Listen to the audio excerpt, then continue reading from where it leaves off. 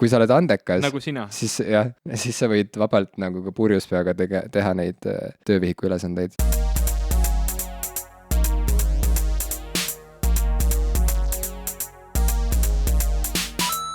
Tere, minu nimi on Ivo Krustok. Tere, minu nimi on Jim Ashilevi. Ja te kuulate podcasti Popkulturistid 2. Popkulturistid 2. Jah, ma mõtlesin, et viiks asja nagu uuele levelile. See on nüüd parem kui varem, see on nagu 2.0. See on parem kui varem, see on uuem kui varem. See on küll hea, et on uuem kui varem. Uuem kui varem. Kuule, see oleks nagu nii hea süke halb, hea slogan. Oleks küll, jah. Popkulturistid 2, uuem kui varem. See on nagu, et mõnes mõttes nagu lubad midagi, aga mõnes mõttes see on nagu, Aga see on selline lihtsasti täidetav lubadus. Ja. Ma arvan, et see täitub ise. See tuli ka nii loogilisel ajal, sellepärast, et meil on ju 18 osa, eks ole käes. Oleks 20, oleks võib-olla liiga õige hetk öelda 2.0, aga nüüd kui on 18, on nagu täiesti õige aeg öelda 2.0. Jah. Et popkulturistid 2, sest et välja tuleb ka kohe ju, või noh, ütleme, britid juba on näinud Trainspotting 2, meie veel ei ole. Kas see on juba Suurbritannias väljas? Jaa, see on seal väljas. Ma käisin Londonis mõni aeg tagasi ja mul oli isegi võimalus minna seda kinno vaatama, aga ma ei teinud seda ja ma vaatan seda siis Eestis. Aga igal juhul, et Trainspotting on ju süke, mõnes mõttes süke nagu lävepakk filmikunstis või vähemalt mingi niši rahva jaoks on ju.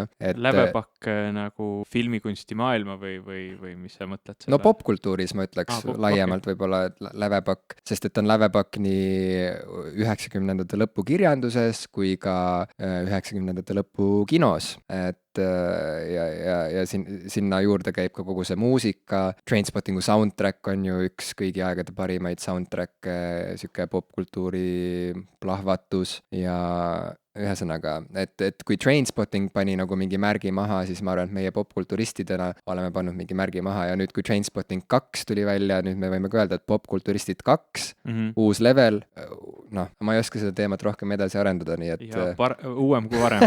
Uuem kui varem. Aga ma ei tea, mida see minu kohta ütleb, aga Trainspottingut ma olen vaadanud, aga ainult umbes poole peale. Et sel hetkel ma ei taha nagu võib-olla liiga palju sisust inimestele paljastada, aga sel hetkel, kui beebi mööda lagesid ringi liikuma hakkas, ma panin teleka kinni. No sellest võib aru saada, ega seal ei olegi midagi nautida selles mõttes. Kui surnud beebi roomab laes, mida sa seal nagu kaifid?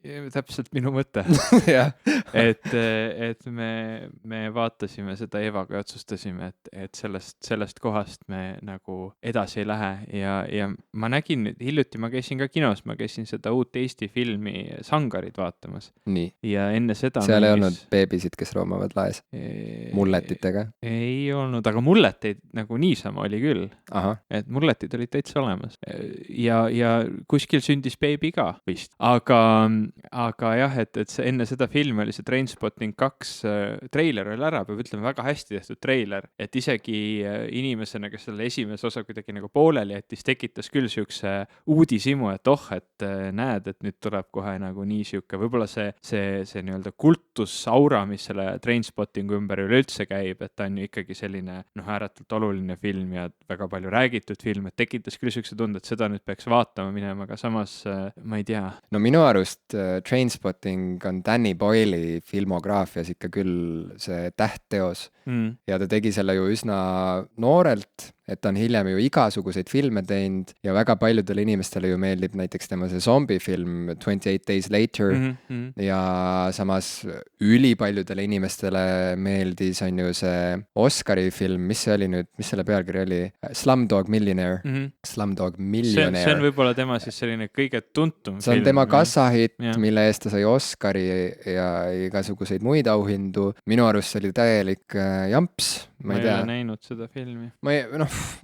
Et ei arvaks, et seesama režissöör on teinud Trainspottingu, kui vaataks lihtsalt niimoodi anonüümselt. Ja Danny Boyle on ju ühtlasi teinud ka näiteks The Beachy, kus Leonardo DiCaprio mängis, kui ta oli veel poisikese ohtu. Et ta on väga-väga palju erinevaid asju teinud, aga kokkuvõttes ikkagi Trainspotting on minu arust tema süke nagu, et kui mõni muusik näiteks ütleme on nagu teinud mingit nooruspõlve bändi, vaata, kus see tema nagu talent oli kõige nagu toorem ja puhtam ja värskem, ütleme, et minu arust Trainspotting esindab Danny Boyle'i loomingus just seda perioodi ja nüüd, kus ma just täna lugesin Trainspotting 2, las ma kerin natuke tagasi, ühesõnaga Trainspotting baseerub ju tegelikult romaanil. Irvin Welsh kirjutas romaani nimega Trainspotting, šoti kirjanik ja noh, minu jaoks üks olulisemaid kirjanikke üldse maailmas, ta on mind väga tugevalt mõjutanud ja selle põhjal tegi Danny Boyle, eks ole, filmi ja siis hiljem kirjutas Irvin Welsh romaani Porno ja see Trainspotting 2 põhineb romaanil Porno, mis nüüd, kui ma käisin Londonis, ma nägin, et raamatupoodides müüakse ka seda pornoromaani uue pealkirjaga Trainspotting 2. Noh, et inimesed, et see on nagu müügikõlbulikum pealkiri ja et inimestel tekiks kohe see seos, et see on see sama lugu, et ma nüüd ostan selle, on ju. Mul on see kodus raamaturiiulis veel nime all Porno ja see raamat näeb välja nagu kumminaise pakend, et seal noh, et see esikaas ongi nagu just nagu seal oleks kile, keskel sihuke ümar kileaken, mille taha on siis pressitud sihuke kokku pressitud O-tähe kujulise suuga kumminukk. Aga väidetavalt, kui ma nüüd usun ja usaldan Trainspotting 2 tõlkijat, kes pani selle romaani eesti keelde nüüd hiljuti ja see ilmus eesti keeles, et see tõlkija ütles, et see järg on lõbusam, et see on nii-öelda nagu kergem ja võib-olla mõnes mõttes pealiskaudsem, aga noh, et sihuke nagu tore või noh, meelelahutuslikum. Nii et kui sa nägid kinos treilerit, teise osa treilerit, mis tundus nagu sihuke, et aga äkki tõesti prooviks veel, et siis see ei pruukinud olla petlik, et võib-olla tõesti see ei ole nii morbiidne, kui oli esimene osa, aga ma arvan, et seal seda nagu see sihuke kaabaka vaim või sihuke nagu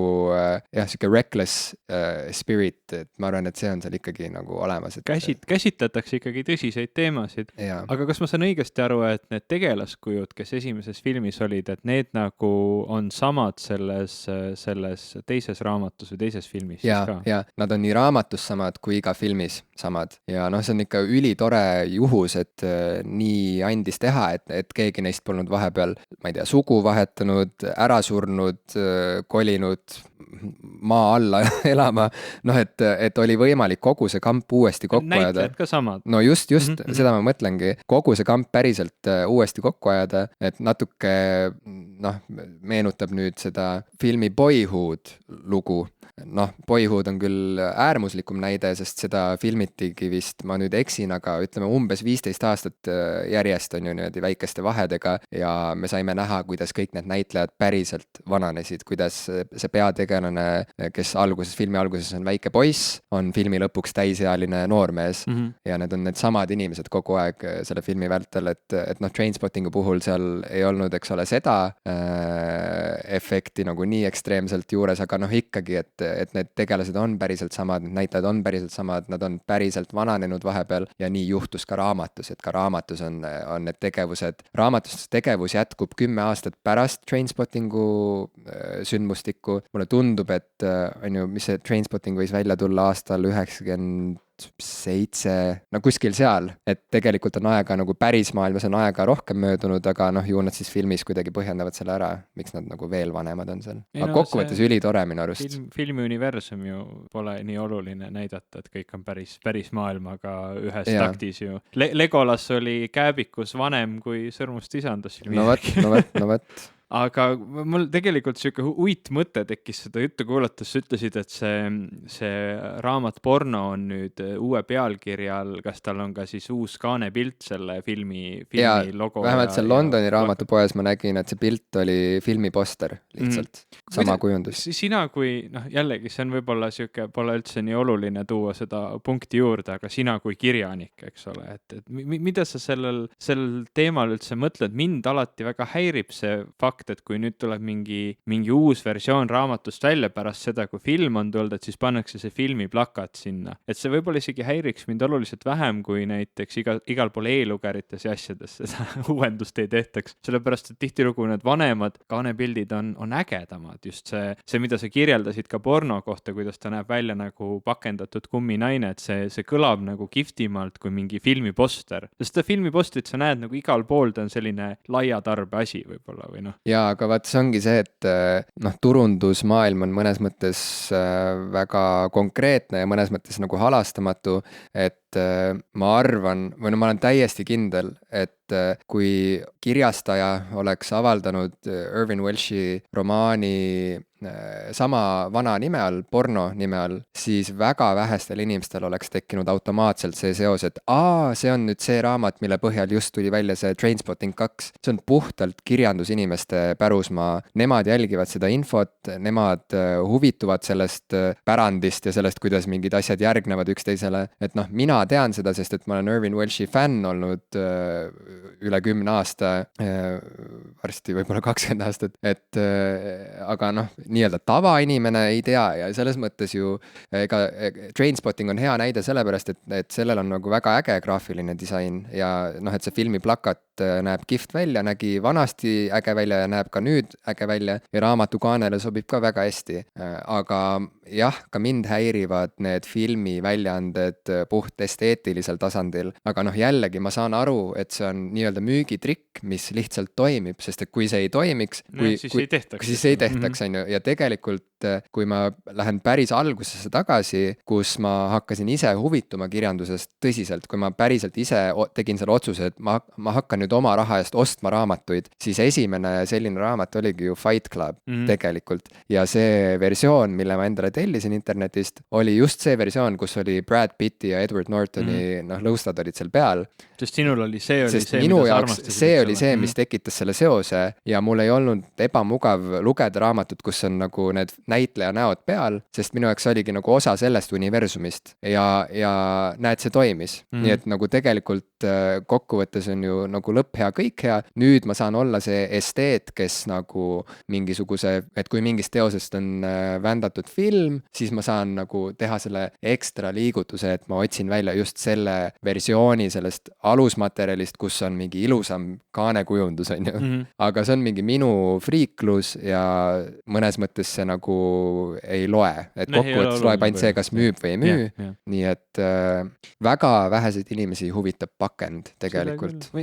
Arvad? Ma arvan küll, jah. Inimesed ostavad omale koju raamaturiiulisse ju raamatuid mitte sellepärast, et otseselt selle sisu pärast, vaid nad mõtlevad ka sellele, et ma tahaks seda raamatut füüsilise ilusa asjana omada, sellepärast, et muidu oleks e-raamatud võib-olla populaarsemad. Ma kuulen seda, et ma ei taha seda e-raamatut, ma tahan, et mul oleks ilus raamaturiiulis. Ma arvan, et praegu, vaata need raamatud, millest saavad filmid, need on selles mõttes siuksed nagu erijuhtumid, et see, kui raamatus tehakse now a major motion picture, see juba osutab sellele, et tegu on mingit sorti kassahitiga või mingisuguse bestselleriga. Ja siis juba on inimestel rohkem suva, et milline see välja näeb, nad lihtsalt tahavad sellest elamusest osa saada. Nii et kui inimene läheb poodi ja ostab endale 50 halli varjundit, siis tal on täiesti ükskõik, kas seal kaane peal on selle näitleja nägu või on lihtsalt mingisugune mask, on ju, või mingid käerauad. Et tal on täiesti suva, ta lihtsalt vaatab, et siin Virnas on kõik need 50 halli varjundit, on ju, ma kraban siit endale ka ühe koopia ja ostan selle ära, sest ma tahan teada, millest kõik räägivad. Ja, täpselt. Ja nagu nii ongi, et ütleme nagu sellistest nagu raamatud, millest ei tehta filme, nemad elavad niikuinii oma sükest eraldi elu sükses nagu kirjandusmaailmas, aga kui on tegu mingisuguse menukiga, mis nüüd on kinodes, siis juba inimesel on pigem rutt saada osa sellest elamusest ja liituda selle vestlusega ja siis on täiesti ükskõik, mis seal kaane peal ilutseb, lihtsalt tahaks teada, et millest see kõik räägib siis ja siis ta nagu neelab selle sisu kõik alla ja saab nagu ühineda selle vestlusega, on ju. Et selles vallas nagu see vorm minu arust üldse ei loe, pigem see vorm ongi see, et näed, siin on see sama plakat peal, see on see sama raamat, osta see ära, see on see sama asi. Ja loo see seos võimalikult ruttu, kui inimene veel poes on, eks ole. No just, poes, kus on mingi 1 miljon raamatut, noh, see on lihtsalt siuke turundusnipp, mis toimib ja meie esteedid, me võime siin nagu natukene nagu poetada mingi pisara, aga samas võib küsida, et kas see on seda väärt, kui tegelikult sa ju võid otsida endale mingi teise väljaande lihtsalt.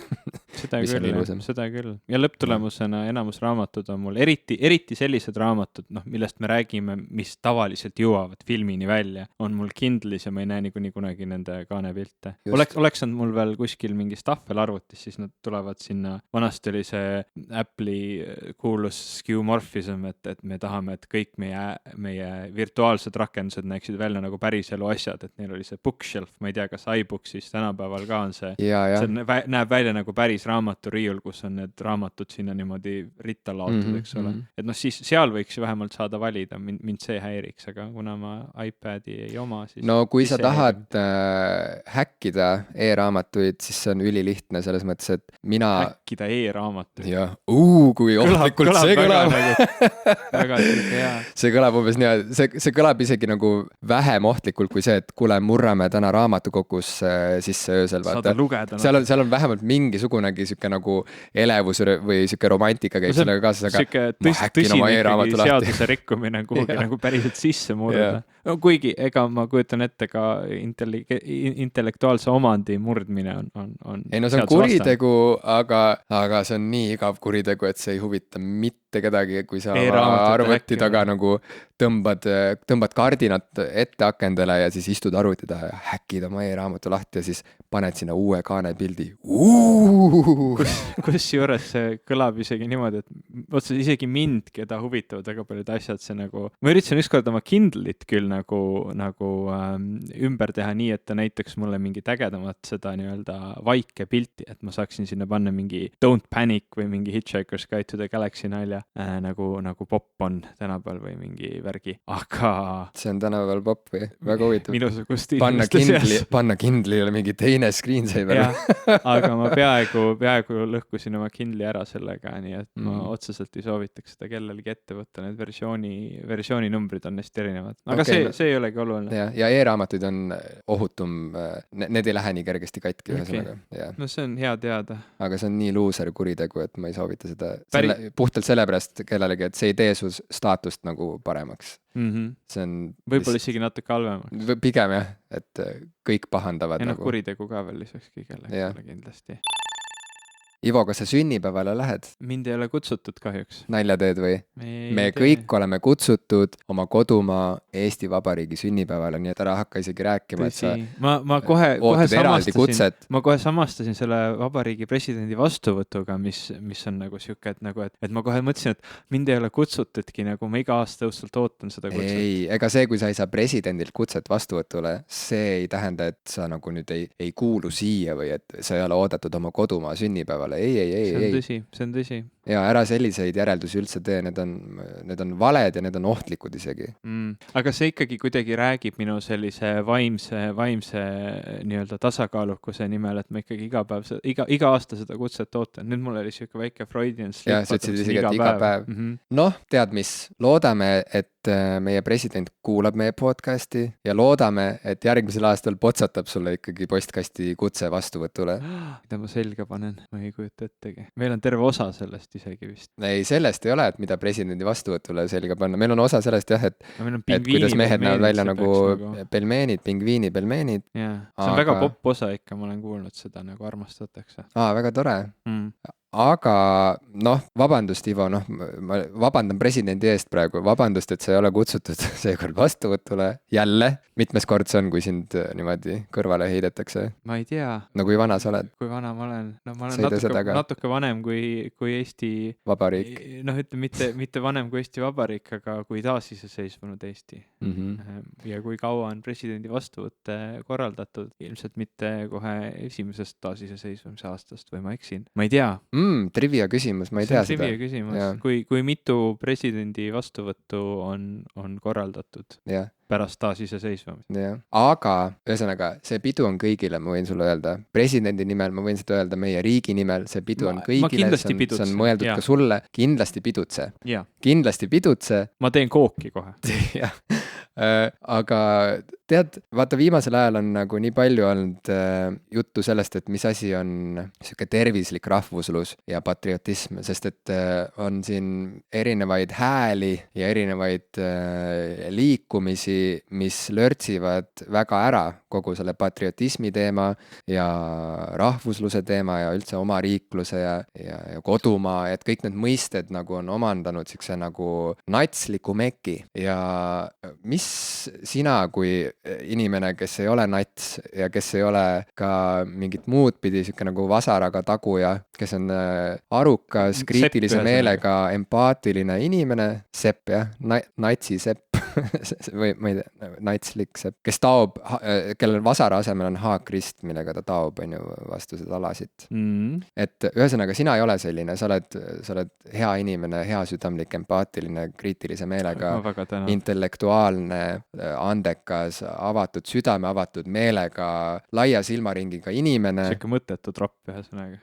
Ehk mõttetu tropp, et sina kui mõttetu tropp, mida sina ütleksid, mõttetu tropp Keilast, mida sina ütleksid, et mis on sinu suhe patriootlusesse, mis on sinu suhe nagu sellisesse nagu eestlaseks olemisse, kas see on omandanud sinu jaoks mingisuguse nagu imeliku maigu või oled sa suutnud nagu hoida kinni mingist oma siuksest suhtumisest ja identiteedist, mis ei ole kuidagi siuke diskrimineeriv ja siuke nagu raju? See on minu jaoks alati olnud vägagi imeliku maiguga või vähemalt nii kaua, kuni ma mäletan seda, mida ma mõtlen. Ma ei saa rääkida endast lapsepõlves, ma ei tea, mida ma siis mõtlesin, aga selline nagu rahvuslus või nagu meeletu uhkuse tundmine selle üle, et ma olen sündinud näiteks Eestis või ükskõik mis riigis, et ma tunnen puhtalt uhkust mingisuguse siukse juhusliku sündmuse üle või pean seda nagu kõrgemaks kui näiteks mõnes teises riigis sündimise tõenäosus või juhus. Et mul on nagu alati see väga sellist nagu võõrandumist tekitanud, et ma ei mõista seda või ma ei oska sellega ennast seostada, sest ma püüan nagu rohkem ikkagi võib-olla jällegi hästi enesekeskne vaade ja ma ei ütlegi, et see kuidagi õige või parem on, aga nagu keskenduda nendele asjadele, mida ma reaalselt olen nagu ise korda saatnud ja siis nende üle uhkust tunda. Ma olin teismelisena võib-olla natukene nendes teemades agressiivsem või radikaalsem, nagu hea vennaskonna kuulaja ikka lugesin ma, mis asi on anarhia ja kandsin särke, kuhu oli peale kirjutatud anarhia ja rääkisin ikka sellest, kuidas riigid on väljamõeldis ja mõttetu on neid riigi piire siia tõmmata, et ikka pole vaja kogu seda värki, aga teisalt jälle täna ma olen ju vabariigi teener, ma teenin Eesti rahvast oma tööna ja teen seda väga, ütleme, selle üle on tõesti asi, mille üle ma saan uhkust tunda, et ma teen tööd, millega ma tõesti püüan olukorda Eestis, Eesti inimeste elu parandada. Küll see on siuke väga pisike panus, nagu igal inimesel saab olla, aga siiski, et nagu see on asi, mille üle ma tunnen uhkust ja tunnen ennast hästi, et ma saan siin olevate inimeste elu võib-olla mingil määral paremuse poole mõjutada ja see on seotud rohkem sellega, et siin elavad inimesed, kes mulle meeldivad, mul on seos nende inimestega siin ja see ongi võib-olla minu jaoks kõige tähtsam, et ma olen elanud nüüd 2 riigis ja külastanud väga paljusid. Ja need riigid on Eesti ja Rootsi. Jah, kus ma elanud olen. Ja kohtunud inimestega igalt poolt maailmast ja kui ma nagu hakkan mõtlema sellele, et mis on minu jaoks oluline erinevate riikide puhul, kui ma mõtlen riikidest, siis ma automaatselt mõtlen nendest inimestest, keda ma tean, oma sõpradest ja sealt nagu see seos tulebki, et ma niivõrd kunagi ei olegi saanud öelda, et ma armastan mingit riiki, sest riigid on sellised vastuolulised asutused nii ehk naa või vastuolulised organisatsioonid, ma ei ole nõus. See mõiste asutus riigi kohta. No, ütleme, ma ei saa olla ju nõus samamoodi kõikide valikutega, mis tehakse ühes riigis või teises riigis, aga ma saan öelda, et ma armastan väga palju inimesi ühest või teisest riigist ja need inimesed on mulle olulised. Et minul seostub see pigem nagu selliste inimestega, et jah, et meil on need riigid, inimesed on siit-sealt pärit ja minu positiivne või negatiivne suhe mingisugusesse riiki on seotud ju ikkagi nende inimestega. Õnneks mul ei peagi olema väga palju, ma ei ole juhtunud kokku oma elus negatiivsete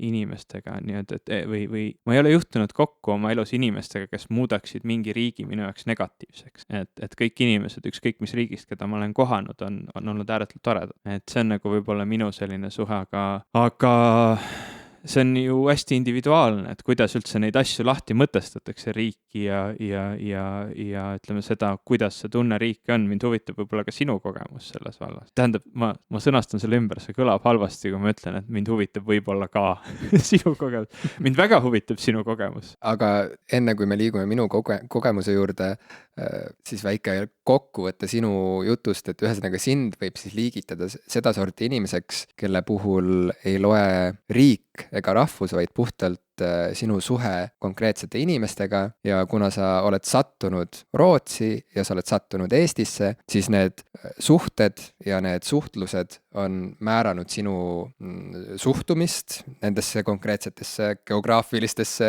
lokatsioonidesse. Ja kindlasti. Nii et nagu siuke nagu rahvuspõhine mingisugune nagu uhkustunne, et see kõik on sulle võõras. Üldiselt küll, ikkagi ütleme selline inimlik, ma ei tea, see on nagu, seda peetakse justkui spordiks, et see käib küll kaasas, et kui ma olen kuskil teises riigis ja minult küsitakse Eesti kohta, siis ma kuidagi niimoodi instinktiivselt kohe tahan Eestit heas valguses näidata, rääkida kõikidest toredatest asjadest, mis meil tehakse ja kuidagi tutvustada seda riiki, kust ma pärit olen, et see on kuidagi nagu siuke rahvusvaheline sport, et igaüks justkui tahaks nagu kuidagi oma tiimist või sellest nii-öelda oma päritolust rääkida, sest see on huvitav ja samamoodi tegelikult on huvitav kuulda ju teiste taustadest, et see on küll üks siuke asi, kus ma tunnen, et järsku tärkab selline uhkus või järsku tärkab selline kõrgendatud huvi minu enda oma päritolu vastu, kui see on siuke olukord, kus ma saan seda võib-olla teistele tutvustada. Ja kindlasti on Eestis palju asju, millele ju võib uhkust tunda, et need inimesed, kes siin on teinud väga palju toredaid asju.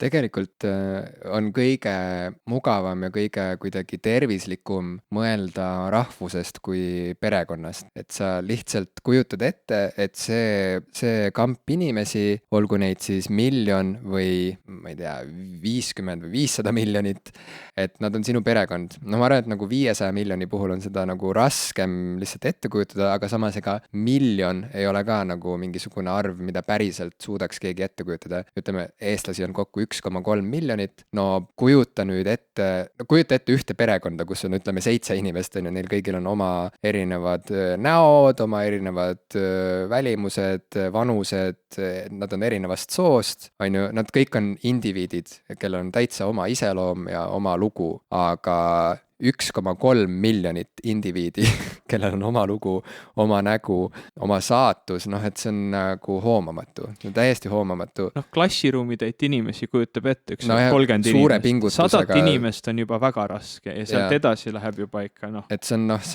on kohutavalt suur arv, kuigi see põhinarratiiv on see, et me oleme nii väike rahvas, me oleme kaduv väike rahvas, noh, et minu arust see on ka nagu üks ohtlik jutt tegelikult, et ma saan aru selle jutu, et noh, ma saan aru, kust see jutt tuleb, on ju. Võrdluses teiste riikidega meid on jube vähe ja no sealt see tulebki. Mitte muidugi kõikide teiste riikidega, et on ka aga no peaaegu kõigi teistega. Peaaegu. On ju, aga siiski ma ei tea, mind alati paneb nagu hämmastuma see, kui räägitakse, et meil on vaja nagu nüüd, meil on vaja väga palju nüüd sünnitada juurde uusi eestlasi, et see on alati nagu, ja jällegi, ma võin mõista, on ju, kust siuke jutt saab tulla, aga ma kohe vaatan seda asja nagu globaalsel skaalal ja siis mulle tundubki nagu, et olukorras, kus maailm on juba ülerahvastatud, kuidas sa saad nagu sirge näoga rääkida sellest, et hästi mõistlik oleks nagu toota juurde eestlasi,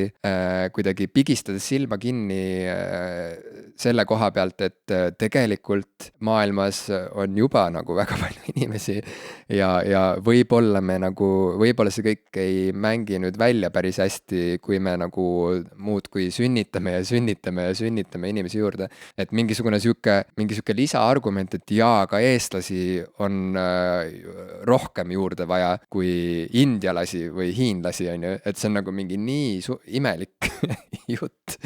Et et kohe ei oskagi nagu seda ühestki küljest nagu kuidagi see on, noh, ma ei noh, kogu see asi nagu tegelikult kas me elame eraldi planeedil, kas on olemas asi nagu planeet Eesti planeedil Maa, kas see on mingisugune lisateooria sellele lameda maa teooriale, et me võiksime nagu Facebookis teha eraldi nagu Eesti grupi, et planeet Eesti ja siis Kõige hakkame parem rääkima, planeet. et jah, et tegelikult see on okei, et me, kui me sünnitaksime nüüd siia nagu 500 miljonit eestlast juurde, et see oleks väga-väga hea tegelikult.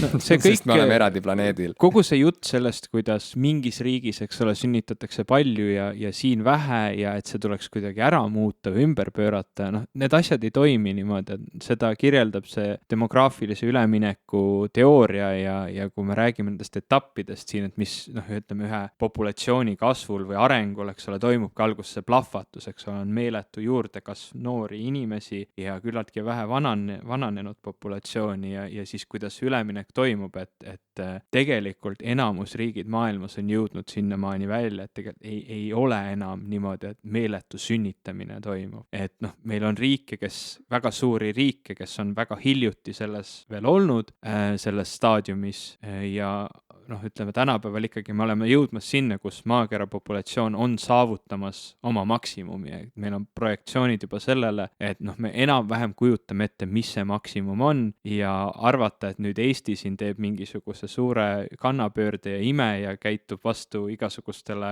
noh, sellistele tavalistele populatsiooni teooriatele käitumistele ja nüüd hakkame järsku ilma nagu mingi selge muudatuseta sünnitama meeletus hulgas lapsi lihtsalt sellepärast, et siis on eestlasi rohkem. Et noh, see lihtsalt, see ei toimi niimoodi, maailm ei toimi niimoodi ja sa ei saa ka nagu otseselt poliitiliselt seda kuidagi väga niimoodi mõjutada. Mida sa saad teha, on noh, nagu teha lihtsamaks näiteks noorte vanemate olukord, teha lihtsamaks lasteaiakohtade saamine, mis iganes, mis toetavad seda, et rohkem lapsi saadaks. Aga see ei muuda seda olukorda, et noh, see ei kasvata Eesti rahvaarvu 10 miljonini siin järgnevad 10 aastaga. Aga tuues seda jutulõnga tagasi selle perekonna paralleeli juurde, siis mulle tundub, et kui võtta oma rahvust ühe sellise perekonnana, siis on palju vähem piinlik kuidagi öelda, et jah, ma olen uhke oma rahvuse üle. Et siis nagu sealt kaob juba osa seda nagu natsimekki ära.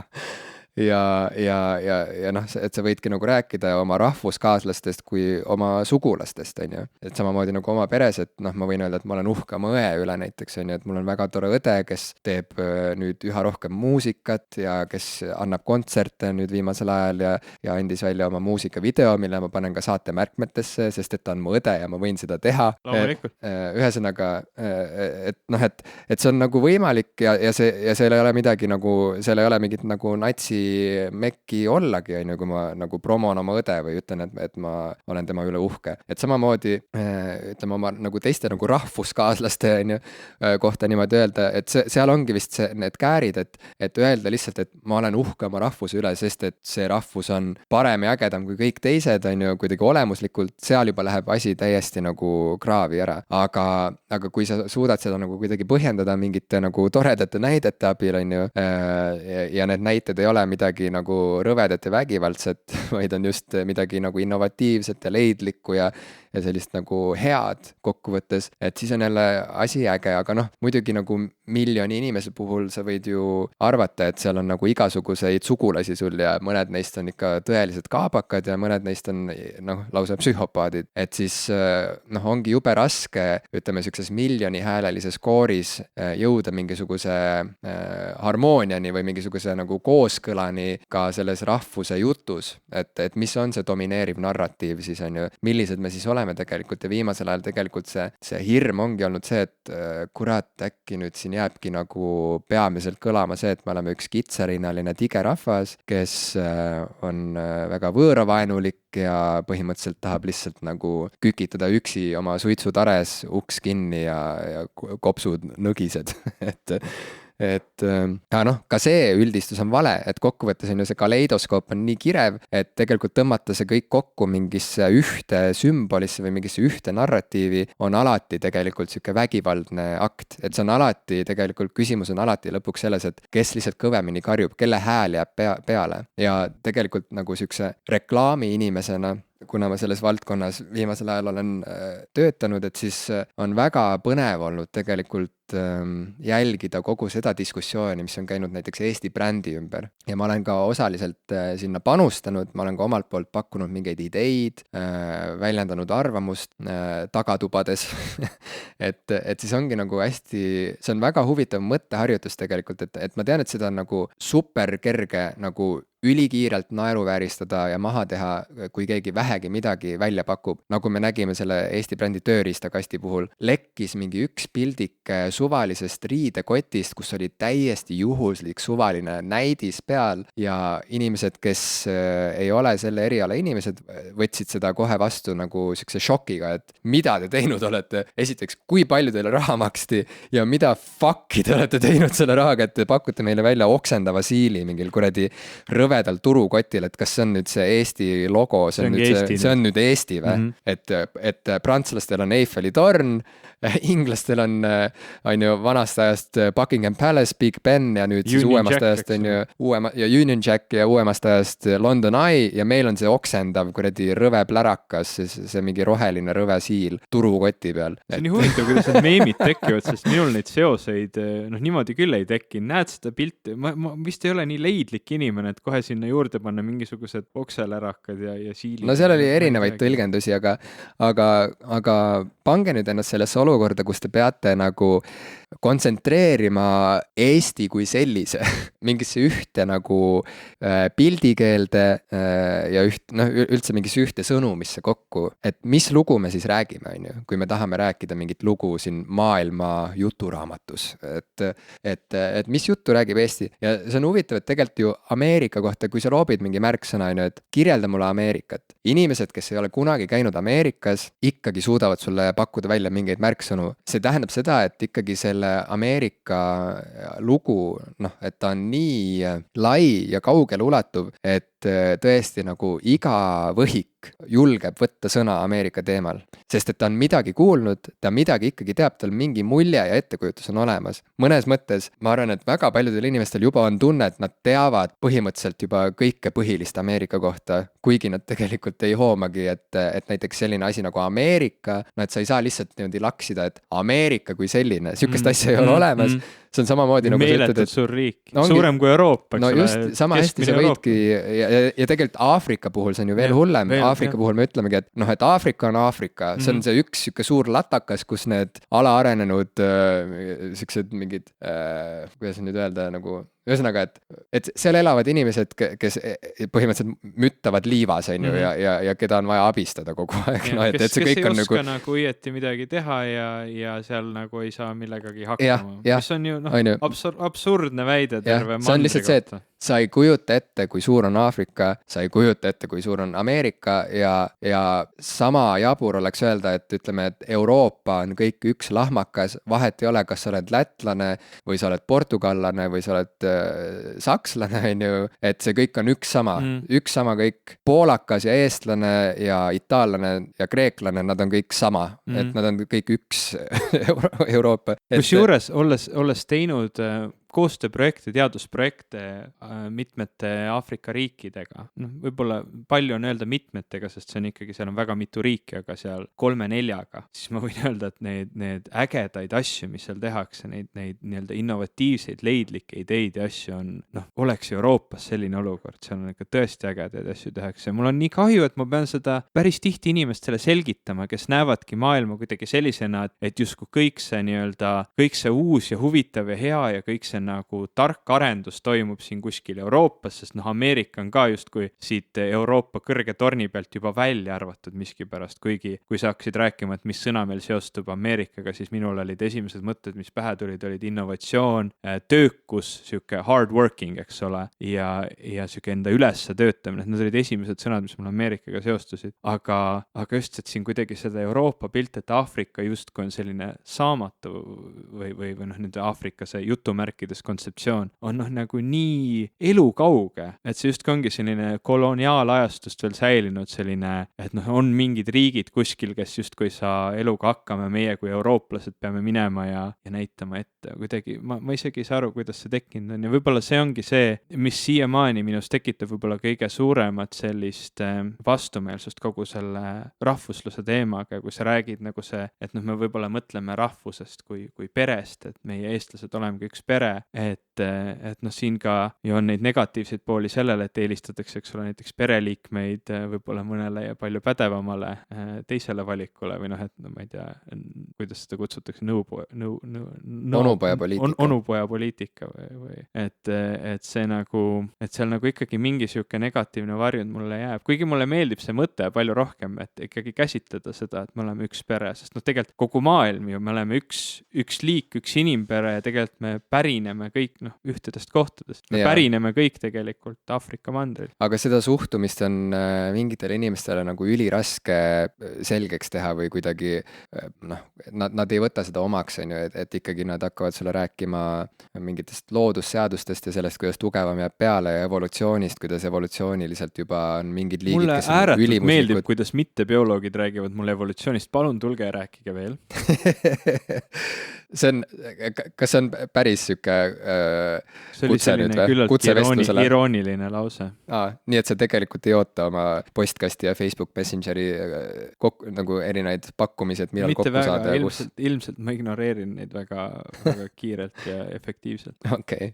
Aga ikkagi, kui sa küsid, et mis on minu suhe sellesse kõigesse, siis lühikokkuvõte on problemaatiline ikkagi, sest et ma tunnen väga sageli, et ma olen nagu mingi inimeksperiment Eesti kontekstis, selles mõttes, et kui ma nüüd hilisemas elus olen rohkem saanud reisida, siis see on nagu väga huvitav, et mismoodi mu enesetunne kohe muutub, kui ma satun näiteks Prantsusmaale või Inglismaale, et ma kohe tunnen, et ma tunnen kergendust esiteks, sellepärast, et mul on kohe selge, et ma ei paista silma enam ja mõnes mõttes nagu kasvades üles Eestis on mul eluaeg olnud tunne, et ma olen nagu, et mind jälitab nagu see spotlight või et ma olen nagu kogu aeg nähtaval rohkem, kui ma seda sooviks. Selles mõttes, et ma lihtsalt eristun tänavapildis nii selgelt ja ma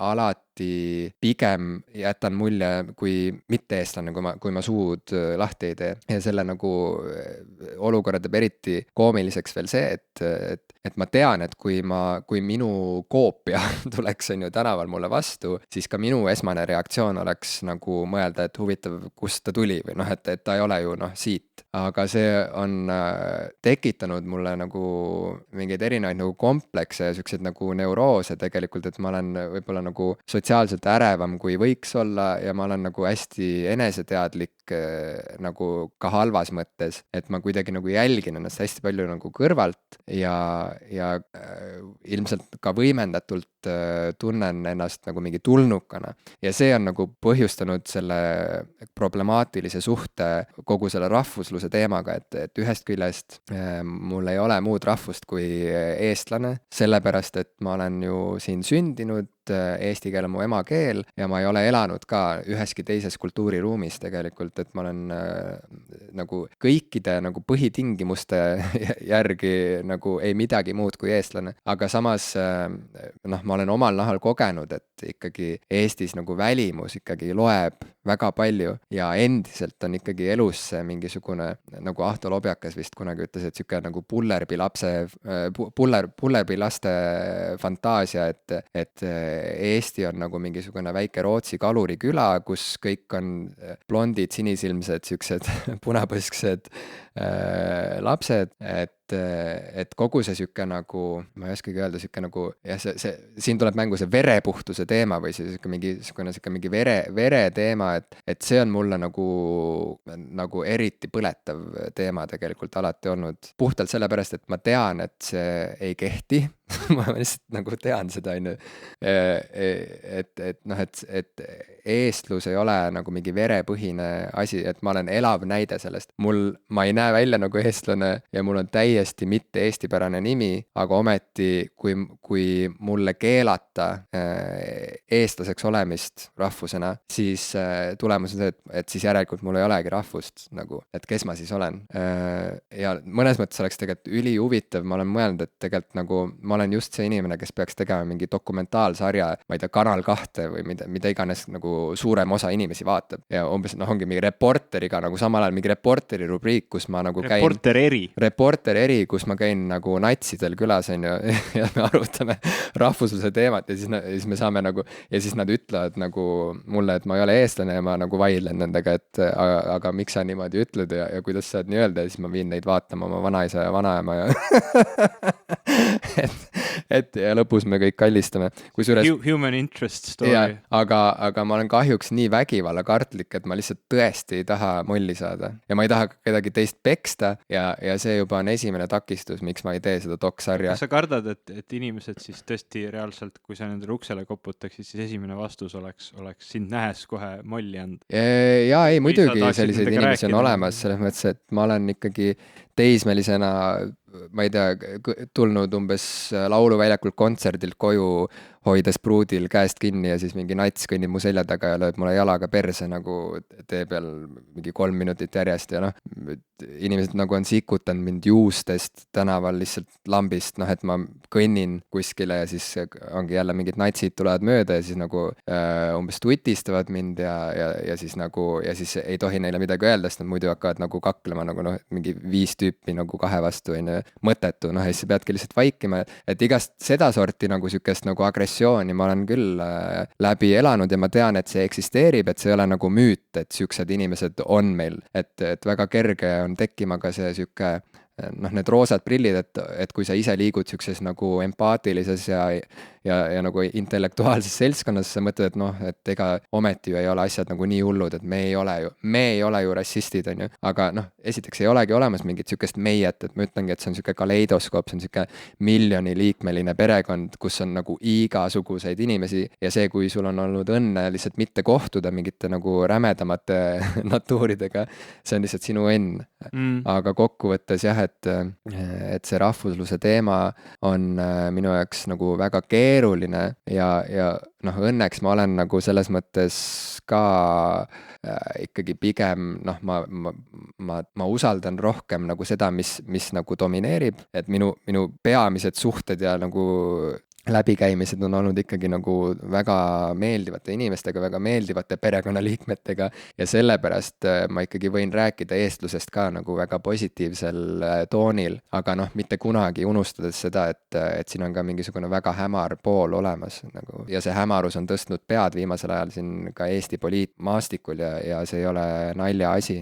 Ega rahvusriigid ei kasvanud ju välja ka väga positiivsetel tingimustel, rahvusriigid ikkagi pärinevad ju sellest, kui meil on vaja inimesi sõjaks valmistuda, eks ole, noh, millegi eest seisma, oma rahvuse, oma rahvusriigi eest seisma ja ütleme, need viimaste sajandite, seda on natuke palju vist öeldud, noh, ütleme ikkagi viimase paari sajandiga on need teemad nagu ju niimoodi üles kerkinud, et järsku meil ongi see rahvus on just nagu kõige see olulisem asi, mille eest seista ja mille eest surra ja mille eest olla ja elada, et see on nagu kindlasti jätnud sellise jälje, mis ütleme, kui need haavad, mida sõjad on tekitanud, on väga rasked paranema, siis ka tegelikult need suhtumised on väga rasked muutuma, et tegelikult ju need euroopalikud väärtused, millest me räägime, noh, ütleme sellises laias kontekstis selliste iluste sõnadena, ikkagi reaalses elus, kui on, noh, ütleme, viimased aastad on siin näidanud kas või nende sõjapagulastega seoses, et nendest on ikkagi nendest ideaalidest on väga raske kinni hoida, kui sul ikkagi kuskil peas on justkui need siuksed rahvuse säilimise ja rahvuse eest olemise ja tegemise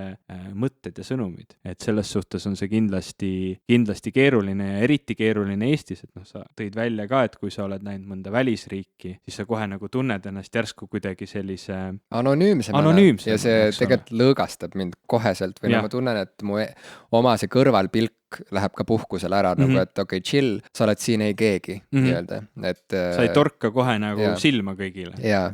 Et Eestis, meil ei ole väga mitmekesine elanikkond. See on vaikselt muutumas, aga ütleme, sinu vanust vaadates, sinu eluajal, eks ole, on see ikkagi olnud küllaltki selline, nagu ta on alati olnud, et siin pole erilist, Eesti ei ole väga mitmekesine riik. Tallinn isegi suurlinnana Euroopa sellise ühe pealinnana ei ole väga mitmekesine linn ja seda on nagu kindlasti igasugune erinevus torkab siin nagu väga-väga selgelt ja tugevalt välja ja on inimesi, kes kindlasti tunnevad ennast ebamugavalt sellega, et on erinevaid inimesi ja see tekitab absoluutselt. Kui me kolisime Haapsallu, siis üsna kohe praktiliselt esimesel päeval mu elukaaslane läks kassile toitu ostma loomapoodi ja siis seal üks keskealine proua uuris, et uus nägu umbes, et mis sa siin teed ja siis mu elukaaslane rääkis, et kolisime siia Haapsallu ja et tundus nagu tore ja siis ta kuidagi hakkas kohe, võttis jutujärje üle see müüja ja ütles, et ta ei kujutaks ka ette enam, et ta suudaks Tallinnas elada, et seal on nii palju juba neid mustasid ja igasuguseid, et see sinu jutt, et Tallinn ei ole veel piisavalt mitmekesine, on olemas inimesi siin samas Eestis meie perekonnas, kelle jaoks Tallinn on juba selline rahvaste paabel, et juba Haapsalu ongi varsti liiga mitmekesine. Ja, et mul tekkis kohe hirm, et oh fuck, et ma nüüd siin rikun selle Haapsalu linna ka nüüd ära selle vaese proua jaoks, et äkki ma olen siin see viimane piisk karikasse tõrvatilk meepotis. Sest me ju siin oleme tõsine meepott, mida on võimalik rikkuda kõikidel, kes tulevad väljas ole. See on see, mida meil ette kujutatakse vist. Jah, see ongi see varjukülg, see ongi see sitt narratiiv. Aga ma mõtlengi, et mis see hea narratiiv siis on, et mis on ühe nagu normaalse rahvusluse, siukse nagu tervisliku, empaatilise, avatud rahvusluse tunnusjooned? Ma just mõtlesin seda, et tegelikult see... Kuidas vehkida Eesti lipuga nii, et sa ei tunneks ennast nagu mingisugune... See jutt, mida vahel need halva narratiivi kandjad räägivad, et oluline on Eesti kultuuri säilitada ja Eesti, ma ei tea, kunsti ja kirjandust ja keelt ja kõik on vaja just kui elus hoida ja kaitsta. Tegelikult, kui seda nüüd natuke vähem agressiivselt võtta, et ei pea rusikaga vehkima. Et siis need on ju tegelikult väga, väga head väärtused, väga head mõtted, et kui me mõtleme endast kui eestlaste, sina, mina, meie perekond, eks ole. Ja me mõtleme sellest, et mis on need väärtused, mis meid siin selles geograafilises punktis nende piiridega, selle ajalooga kirjeldavad ja mis on see meie lisaväärtus, siis tegelikult meie kultuur, meie loome, meie keel, mis erineb teiste rahvaste või murrete või kelle iganes keeltest, et need ongi nagu sellised väärtused, mis maailma rikastavad ja nendel ongi väärtus, eks ole, et selles suhtes ju sa oled ääretult hea eestlane olnud sellega, et sa oled tegelikult väga palju panustanud nendesse kultuuridesse, nii eestikeelse teatrikirjanduse kui ka teiste asjade nii-öelda arengusse ja kasutusse. No ma üritan oma seda rahvust välja teenida. Mitte kodakondsust, see on mul olemas, aga rahvust. Rahvust välja teenida, eks ole. See on mu elutöö, saada eestlaseks. Kui me mõtleme, et nagu igaüks meist, eks ole, iga meie pereliige peaks kuidagi oma rahvusluse välja teenima, et siis sa oled ilmselt palju kaugemal selles protsessis, kui nii mõnigi meist, eks ole, mina kindlasti seal juures. Ära nüüd. No mina olin 4 aastat ikkagi mugavuspagulane Rootsis, ärgem nüüd ära unustage. Et panin plagamasid nii, kui asjad halvaks läksid. Ma ei tea, mis asjad halvaks läksid. Aga anyway, by the by. Siin ei saanud doktori kohta ja panin kohe kuhugi teise riiki, kus oli parem, eks ole. Aga et selles suhtes, et tegelikult need ei ole nagu halvad asjad, mille eest seista ja ma tegelikult tahaks näha, et need inimesed, kes seda nii-öelda sõnades väga oluliseks peavad, tegelikult teeksid rohkem, et Eesti kultuur ja keel ja haridus ja ajalugu ja mis iganes, eks ole, oleks inimestele kättesaadavam, areneks pidevalt pidevalt muutuks, uueneks ja tegelikult huvitaks järjest rohkem inimesi, sest neid teemasid, mis on jäänud nii unustuste varju kui ka ütleme jäänud võib-olla meist kaugeks, eks ole, on palju ja mõni on täitsa kurb, et on jäänud kaugeks. Ma ei oska ühtegi näidet tuua, ma ei tea, võib-olla isegi näiteks kas või Eesti ajalugu, ma mäletan, et ma olen õppinud Eesti ajalugu koolis, aga kui palju meil on sellist tõsiselt huvitavalt serveeritud, paeluvat ajalugu meile kõigile ümberringi kättesaadaval, on inimesi, kes sellega töötavad, aga tegelikult võiks ju rohkem olla. Meil on häid muuseume, meil on häid raamatuid, asju, aga kui seda ajalugu ei peaks serveerima sellise mingi narratiivi järgi, et näete, et millised me eestlased on alati näiteks olnud mõnda usku või teist usku rahvas, et see narratiiv ei pea ju nii olema, eks ole, et seda võib säilitada ka lihtsalt neutraalse pilgu läbi ja see oleks nagu väga oluline. Kui ma katsuks ise oma küsimusele vastata, et mis asi on, mismoodi iseloomustada mingit tervislikku või normaalset avatud rahvuslust, millel oleks mingit nagu rikutud maiku juures, siis see ikkagi taandub empaatiale, avatusele, kõlavad nagu väga loosunglikult, aga kokkuvõttes valu sünnitab valu, vihkamine sünnitab vihkamist ja siin ei ole nagu vaja väga pikalt tegelikult isegi juurelda selle üle, et mis juhtub, kui nagu keegi hakkab jõuga midagi kellelegi peale suruma või mis juhtub, kui keegi kellelegi nagu jalaga näkku virutab, on ju, et me näeme Põhja-Koread ja me näeme, et see kõik on kõhe. Et sa ei saa nagu mitte kuidagi võtta seda mingiks ideaaliks, või saad, oleneb, mismoodi sa mõtled ja kes sa oled, on ju, sa saad, on ju, võtta seda ideaaliks ja mõelda, oleneb, kellena sa seal ühiskonnas ennast ette kujutad võib-olla. Just, aga meil on üks elu antud, me kõik elame täielikus teadmatuses ja segaduses ja millegi pärast sureme, teadmata isegi, mis asi surm on, mida see tähendab, mis see kõik nagu on, et nüüd veeta oma elu selle teenistuses, et jälgida, mismoodi veri kokku on segatud ühes bioloogilises kehas, mis värvi ta silmad on ja mis kujuga ta pea on. Sa võid sellega tegeleda, if that floats your boat, aga me oleme näinud seda boat'i floatimas ja väga hästi ei ole üldiselt läinud selle kõigega. Nii et kokkuvõttes nagu, mis nagu õhkkonnas sa tahad tegelikult siis elada? Minu arust see küsimus taandub sellele, kas sa tahad nagu elada õhkkonnas, kus valitseb hirm ja vägivald või sa tahad kasutada oma eluaega selleks, et olla uudishimulik, et avastada, et kogeda armastust, headust. See taandub sellele ja jällegi ma tean, et see kõlab nagu jube loosunglikult ja siin ei ole mitte midagi originaalset, aga tead, siukses nagu vihkamises ja kitsarinnalisuses ei ole samuti mitte midagi originaalset. Donald Trumpi arrogantsuses ja rumaluses ei ole mitte midagi originaalset. Huvitav on lihtsalt see, et vau, kuidas ta nii kaugele jõudis, on ju, aga mõnes mõttes isegi see ei ole enam huvitav.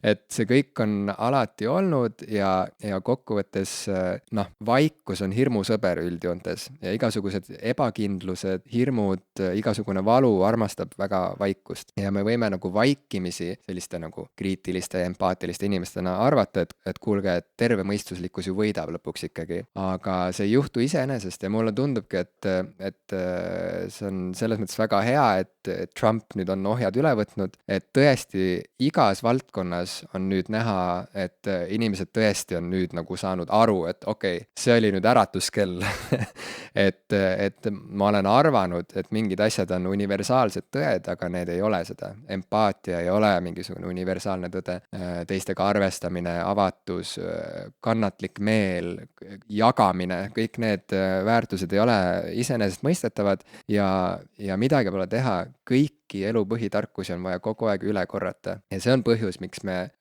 põlvkondade järel loeme samu alustekste, miks me lähme tagasi samade vanade filosoofide juurde. Et see ongi see traditsioon ja tegelikult traditsioon on erinevaid ja on nagu väga destruktiivseid traditsioone ja on siukseid, mille peal on võimalik ehitada tsivilisatsioone, et ilma, et peaks väga palju verd nagu voolama, on ju. Et see ongi ilmselt see mingi häbi kordamise ees või häbi selle ees, et ma ei suuda olla piisavalt originaalne, et ja see iseenesestmõistetavus, et need on nagu meie vaenlased ja tegelikult ma arvan, et ka rahvusluse mõiste vajab tegelikult täiendust, see mõiste ei ole fikseeritud ja paika pandud ja seda ei tohi lasta nagu kaaperdada ära mingitel hämaratel jõududel. Me oleme ise ta defineerinud üks hetk, eks ole, et ta ei ole ju selline asi, mis lihtsalt on, eks ole, me oleme ise otsustanud, et asjad on nii ja see võib muutuda, sest ta ei ole kivisse raiutud. Jaa, aga kui rääkida, kui tõmmata see asi natuke nagu mängulisemale tasandile tagasi, et Ivo, vaata, sellised kuulsamad riigid ja rahvused, nad ikkagi ju lõpuks taanduvad mingiks karikatuuriks või sul on mingisugused sümbolid silme ees, mis esindavad seda maailma. Et no kui ma ütlen sulle näiteks, on ju, Prantsusmaa, mis 3 asja sulle seostavad Prantsusmaaga, ilma üle mõtlemata? Toit, riided, linnaelu. Nii, väga hea. Inglismaa. Kurat, ma tahtsin täpselt sama asja. Inglismaa. Sa võid nimetada ka mingeid objekte. Ilm on alati halb. Big Ben, eks ole, tuleb Union Jack kindlasti kohe mingid objektid, eks ole. See on võib-olla lihtsam. Ja. Austraalia. Ohtlikkus, surm, kõik mürgine. Okei. Palav. Poleks pidanud küsima seda teadlaselt, kes teab bioloogiast nii mõnda. See on, ütleme, bioloogiast teadlik inimene peaks mitte väga kartma, statistiliselt ei ole see üldse nii hull. Okei. No aga ühesõnaga, et need on riigid, millel on olemas oma mingisugused nagu sümbolid, vaata, mida inimesed teavad ja see juba, see on stereotüüpne ja see on karikatuurne, aga see juba on märk sellest, et on mingisugune nagu laialdaselt tuntud identiteet, et Eestil seda pole ja sellepärast me kogu aeg nagu vaevleme ka oma sellises nagu alaväärsuskompleksis. Identiteedi puuduses. Mis on Eesti Nokia ja Eesti bränd ja sellepärast see kõik nagu lõpeb farsina alati kõik need püüdlused kuidagi panna paika Eestit mingitesse sümbolitesse, aga teeme selle harjutuse. Sa nimetasid nende riikide puhul 3 asja, et kui sa peaksid Eesti puhul ütlema, et mis on need 3 märksõna eestlase või Eesti juures, mis iseloomustavad seda, mis võiksid olla nagu üle maailma tuntud tunnused Eesti puhul või eestlase puhul, nimeta need. Külm, nutikus, loodus. No nii, tegelikult see nutikus ja loodus ju olid seal kontseptsioonis ka. Alati olnud nagu Eesti brändiga seotud. Et see on see, millega me ennast nagu turundame või kuidagi tutvustame, et siin on puhas loodus, meil on pool meie riigi pindalast on metsaga kaetud ja nutikus. Ja kogu see mets on wifi'ga kaetud. Mis ei ole tõsi, see ei ole tõsi, aga jah, ja lisaks on ju, et me aitasime siin Skype'i teha, me ütleme muidugi, et me leiutasime Skype'i. Umbes nagu. Me leiutasime ühe protokolli, mis oli oluline alus Skype'i loomiseks ja meie insenerid, kes selle protokolli loomisel olid, tegid kokkuleppeid erinevate riikide teiste inimestega, et neid nii-öelda arendada edasi seda asja, mis lõpuks päädis Skype'ina, mis hiljem müüdi mitu korda maha ja nüüd on need protokollid hoopis sealt kadunud, nii et see toimub hoopis teistmoodi, aga mingi Skype'i kontor on siin ja palju Skype'i töötajaid. Okei, ilmselgelt mitte iialgi ei ole võimalik kuskil mujal saates nii pikalt seda Skype'i tagamaad lahti seletada, nii et sellepärast öeldakse lihtsalt, et me leiutasime Skype'i. Kõlab uhkemalt. Aga tead, see Skype'i lugu, see on ääretult, või see, ütleme, Blue Moon Interactive, siuke firma oli kunagi, need on need inimesed, kes on Skype'i taga.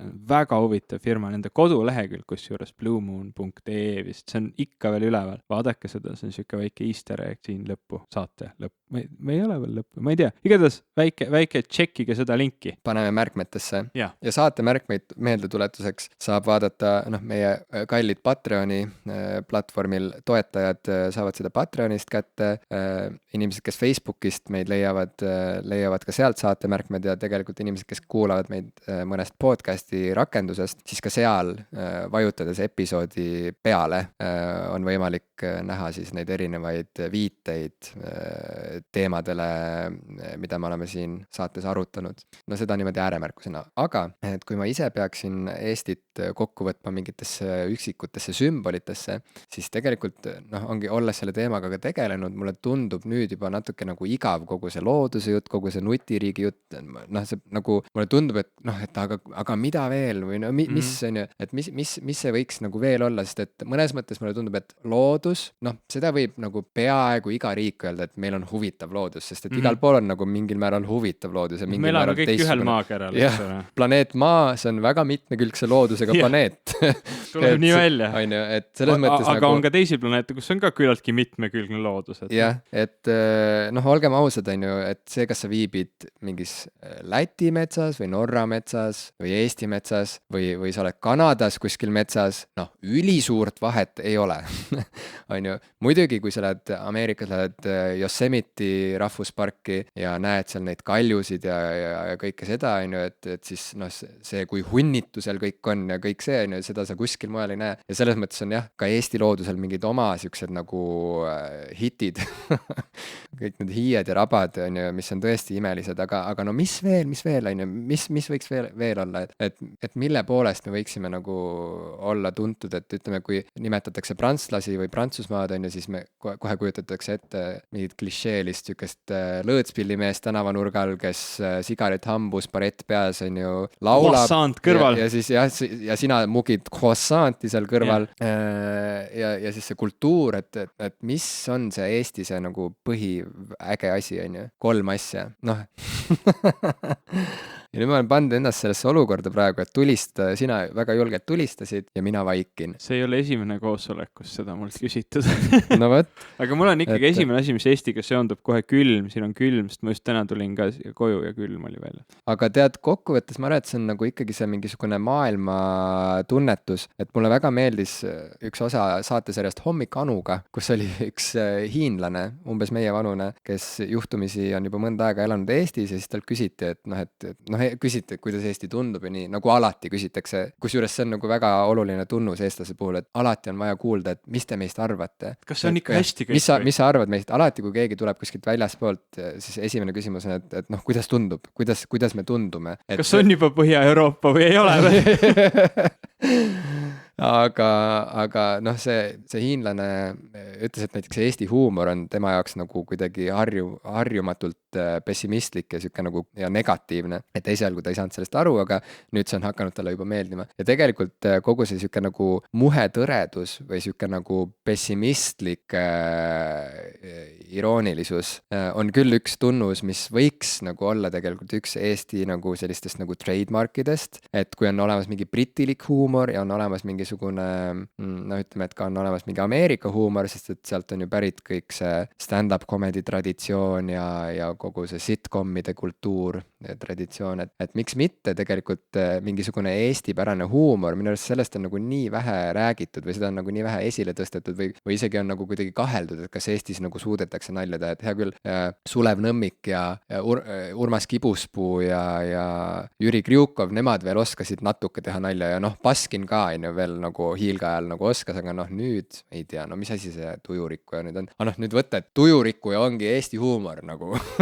no need olid ühed aktiivsed inimesed, kes võtsid lihtsalt käsile ja tegid nagu värki ja respekt neile selle eest, on ju, et mida sa tegid nagu samal ajal, on ju, et mina vahtisin neid telekas mis nalja sa tegid, on ju, et minu arust nagu nüüd vaadates, mida nagu veel nagu nooremad koomikud teevad, et see läheb aina värskemaks ja ägedamaks ja üks ühendav joon seal on küll see mingi eestilik siuke pessimism, mis tegelikult on nagu väga omapärane, mingisugune siuke pessimism ja tõredus, ma ütleks isegi, ja mingisugune mürgisus. Tõsise näoga siukse lolli jutu ajamine, mina mäletan seda, et Rootsis ma tihtilugu nagu inimesed küsivad mul täiesti siiralt mingi küsimuse, mina oma arust nagu oma kogemusest vastan sellele nagu oma arust nagu naljakalt, tehes ise sama juures täiesti tõsist nägu ja siis nad jäävad mulle otsa vaatama, ta päriselt või? Et noh, nagu see ei kandu üle, see ei ole siuke automaatne nagu ta Eestis on, et Eestis sa arvadki, et sa saad mingi siukse natuke nipsaka või natuke siukse täiesti tõsise näoga, tõsisel toonil, muutumatul toonil öeldud mingi siukse lollaka lause, eks ole.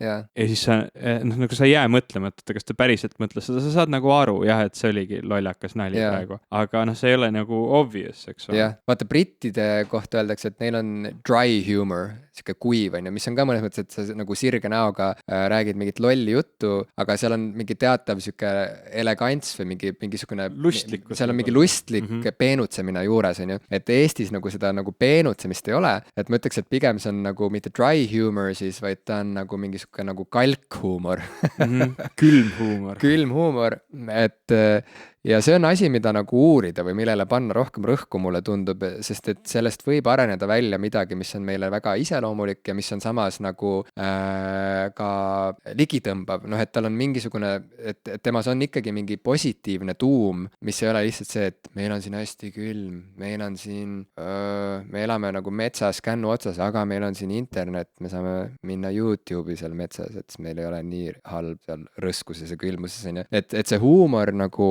on kindlasti asi, mida tuua esile ja nagu noh, Kivirähk nagu ja miks mitte ka Mart Juur nagu selliste nagu Eesti huumori lipulaevadena mõnes mõttes nagu väga hästi esindavad minu arust seda liikumist või seda vaimsust ja noorema põlve koomikud viivad seda väga põnevalt edasi selliste nagu lääne mõjutustega ja siukse nagu särtsuga, et siit on midagi, mis võiks nagu areneda meie tunnuseks. Ja teiseks, et see huumor laieneb edasi mingiks elufilosoofiaks ka minu arust, et minu arust selle huumori tunnusjooned on need, mis tulevad tegelikult keelest, et öeldakse, et eesti keeles, et there's no future, on ju, et meil ei ole seda tuleviku ajamääratlust keeles olemas, et miks mitte siis võttagi seda niimoodi, et see kandub edasi huumorisse, sellepärast et meil ei olegi meie sihuke nagu baas elutaju, et meie elutunnetus toetub sellele, et ega tegelikult kokkuvõttes elul ei olegi mõtet ja kokkuvõttes ega tulevikult noh, midagi head loota nagu pikemas plaanis ju ei ole, olgem ausad. Mis siis rääkida, eks ole, pole vaja.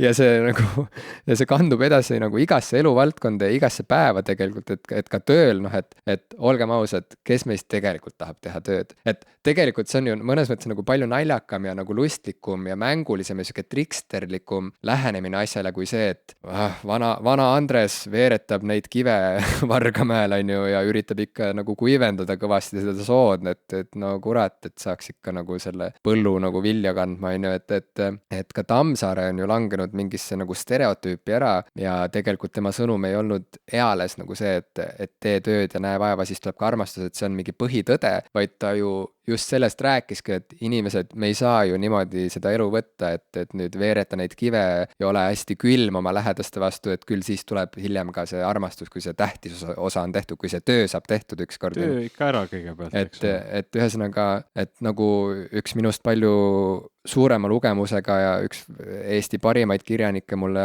ütles, et Tammsaare on väga sentimentaalne ja mänguline kirjanik tegelikult alati olnud, et see kalkus on talle nagu külge poogitud ja see siuke nagu hall toon. See on võib-olla siuke narratiiv, mida tahetakse rääkida. No just, et ma arvangi, et jällegi see läheb sinna kategooriasse, et me peame lisama siia juurde nagu neid teisi hääli ja seda teist lähenemist, et see narratiiv ei kalduks ära mingisse ühte hämarasse nurka, on ju. See teeb asja kohe päris huvitavaks, kui keegi mulle serveeriks Tammsaaret ette, et näed, siuke väga krutskiga kirjanik kirjutas siukestest asjadest, aga no vat, mis seal taga kõik on. See tekitab palju rohkem huvi lugemise vastu kui see, et see on meil väga siuke oluline tüvitekst, see räägib palju sellest, mis tähendab eestlane olla ja see kirjeldab meid rahvusena, defineerib meid rahvusena. See ei pane mind ühtegi teksti lugema, kui päris ausalt. No seda enam, kui seal hõljub kohal siuke ähvardus, et kui sa seda ei loe, siis sa oled mats ja sa ei ole eestlane tegelikult või kuidagi,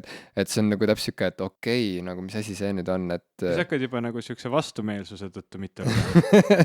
No just, et kui keegi ikkagi nagu, on ju, raamatut saab soovitada kahte moodi, et sa võid kas nagu sõbrana öelda, et kuule, see on ülilahe ja siin sa saad teada seda ja seda ja seda ja mind väga kõnetas, või sa saad lihtsalt sõnatult tulla oma sõbra juurde ja lihtsalt virutada ta selle raamatuga vastu pead ja siis lahkuda sõnaga ütlemata, nii et sa veritseva peaga nagu ja see raamat on sul maas ja siis sa tunned, et ma pean vist selle läbi lugema, muidu ta tuleb tagasi ja lööb selle järgmise köitega mulle vastu nägu, on ju. Ja järgmine köide on veel raskem ja paksem. Jah, et pikka juttu jutu nüüd nagu kokkuvõttes ma isegi ei hakka neid elemente rohkem nimetama, et kui et jah, et see huumor, see filosoofia, mis on mõnes mõttes nagu täiesti suguluses ja kolmandaks ma ütleks võib-olla siis lihtsalt, et see nagu, et vaatamata sellele kalkusele ikkagi see rõõm elus olemisest nagu, minu arust nagu eestlase puhul nagu rõõm on nagu üks märksõna, mis kuidagi nagu ei kerki inimeste huulile aga minu arust ikkagi eestlased suudavad hinnata seda looduse ilu ja imet, on ju, et selles mõttes nagu puhtalt see, et need tähed säravad su pea kohal selgel suveööl või selgel talveööl ja see, kuidas sa näed, kuidas aastaajad vahelduvad, et sa oled kuidagi nagu dialoogis ikkagi kogu aeg sellega, mismoodi, kui eripalgeline on aastaring ja loodus selle sees, et see kõik kokku annab mingisuguse väga huvitava siukse kaks jalga maas, samas süda taeva poole oleku, mis vaatamata kogu meie siuksele väidetavale ateismile ja nii edasi ikkagi kätkeb endas mingisugust siukest nagu elust suuremat mingit püüdlust kasvõi. Vaimsust või ja mingit vaimsust, mis juba oma olemuselt tegelikult võiks ju olla midagi sellist, mis ei ole diskrimineeriv, mis on tegelikult just nagu uudishimulik, põnevil, elevil sellest, et mis kõik veel võib olla, saad aru, nagu filmis Lammas all paremas nurgas, mis on üks minu lemmikfilme üldse, rääkimata sellest, et üks mu lemmik Eesti filme, et seal, eks ole, see Tõnu Kargu tegelaskuju jälgib tähti oma sellisest tillukesest observatooriumist ja räägib tulnukatest, et minu arust seal on nagu mingisugune väga eestlaslik nõks ära tabatud, et just nimelt, et mitte mingisugune kalknats, kes nagu mõõdab inimeste peakujusid, vaid just nimelt see kummaline veidrik seal talus, kellel on oma käepärastest vahenditest ehitatud observatoorium, kes jälgib tähti ja mõtleb selle peale, et mis asi see universum üldse on ja huvitav, kas tulnukad meid ka vaatavad sealt vastu. et see kõik kokku annab mingisuguse jumala ägeda siukse nagu interstellar lähenemisega siukse eestlase kuvandi, mida minu arust tasuks edasi arendada, sest et see on korraga väga kalk, pessimistlik ja samas nii südamlik ja kuidagi nagu kaugusesse vaatav. Et seda narratiivi ma tahaks edasi arendada. Kui me oleme nüüd nagu selle vestluse käigus kuidagi näinud või see on välja tulnud, et justkui see rahvusluse kontseptsioon tegelikult on võib-olla, mulle jäi siuke tunne, et nagu sulle kuidagi lähemal kui mulle, siis mul on nagu lõpuks veel võib-olla selline küsimus, et mida sa sellisest kosmopoliitsusest või maailmakodaniku olemisest või sellest arvad, sa korra puudutasid ka seda, et kui sul nagu ei oleks seda Eestit või kui sul ei oleks seda Eesti rahvust, et siis sul justkui ei olekski rahvust, et sa oleksid kuidagi nagu rahvuseta. Et see on ju mõnel inimesel lausa selline kuidagi eesmärk või loomus või nägemuski maailmast, et ta ei kuulugi kuhugi, ta ongi maailmakodanik ja see kontseptsioon on mulle ka vahel nagu natuke rohkem, vahel natuke vähem tundunud selline huvitav ja ligitõmbav ja see on ka ühiskonnas kuidagi sedasi käinud, et kui mingitel perioodidel on seda peetud võib-olla rohkem siukseks veidruseks, siis praegu nagu sellele väga hea pilguga ei vaadata. Et kuidas sa nagu oled sa sellele mõelnud, et nagu sinagi võib-olla tahaksid kuskil mujal elada või tahaksidki nagu maailmas olla selline maailmakodanik? No esiteks, kui mul on üks kord elus olnud võimalus kohtuda inimesega, kes ütleb sirge näoga, et I'm a cosmopolitan. See oli Saša Pepeljajev, kes on väga tuntud ja tunnustatud lavastaja ja koreograaf, vene päritolu, väga palju Eestis töötanud ja väga palju Von Krahliga just nimelt ka koostööd teinud aastate jooksul ja tegime meiegi temaga koostööd, kui me olime alles teatritudengid, ta tegi meiega ühe lavastuse ja siis, kui see lavastus sai valmis, siis me üks hetk istusime garderoobis kõik koos ja rääkisime juttu ja võtsime väiksed pitsid ja siis ma kuidagi küsisin Sašalt, et kuule, et sa liigud nii palju ringi, sa töötad nii paljudes erinevates riikides kogu aeg, sest et ta ei tööta ainult Eestis ja Venemaal, ta töötab tõesti nagu üle maailma, igal pool. Et ma kuidagi küsisingi talt umbes sellist küsimust, et kuhu sa nagu tunned, et sa siis kuulud või et mis rahvusest sa oled nii-öelda. Ja siis ta lihtsalt täiesti tõsise näoga ütles mulle, et I'm a cosmopolitan. Ja siis ma hakkasin naerma selle peale, sest et mulle tundus nagu, et kas sihukest lauset on võimalik öelda ilma irooniata või nagu, et kas päriselt keegi saab niimoodi öelda enda kohta.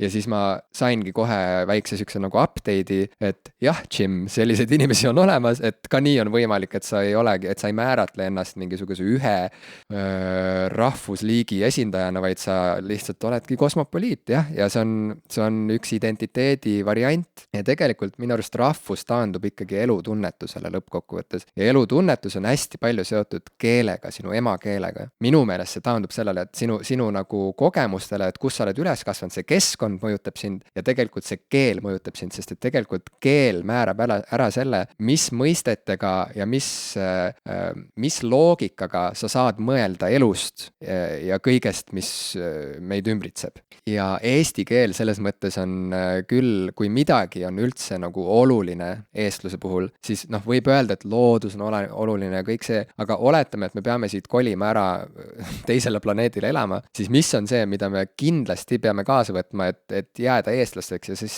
see ongi lõppkokkuvõttes eesti keel, mitte mingid blondid juuksed ja ma ei tea, mitme sentimeetrised näpud ja varbad, on ju, vaid eesti keel, sest et seal on peidus see meie rahvuse kood nii-öelda ja elutunnetus tuleb hästi palju sellest, et nagu ma enne ütlesin, et ja seda on uuritud väga põhjalikult, mina oskan ainult siin nagu hästi pealiskaudselt sulle vahendada praegu, et on uuritud seda, et mismoodi tajuvad erinevalt elu ja aega inimesed, rahvused, kellel on olemas tulevikuvorm keeles ja kellel ei ole ja ongi öeldud, et näiteks eesti keel, kus ei ole seda, mis on hästi sihuke olevikupõhine ja mineviku, et seal on mingid seosed, et miks me kipume olema pigem sellised nagu paigalt tammuvad ja samas mingisse nagu abstraktsesse igavikku vaatavad, samas kui rahvused, kellel on olemas tulevikuvorm keeles, kipuvad olema nagu, kuidas öelda, liikuvamad, kiiremad, ütleme nagu temperamentsemad ja nagu homsesse vaatavad, siuksed nagu, et mõnes mõttes võib-olla isegi kärsitud või kuidas öelda, et või nagu, et kui vaadata eestlast selle kõrval, et see eestlane on justkui nagu kuidagi loid ja aeglane, et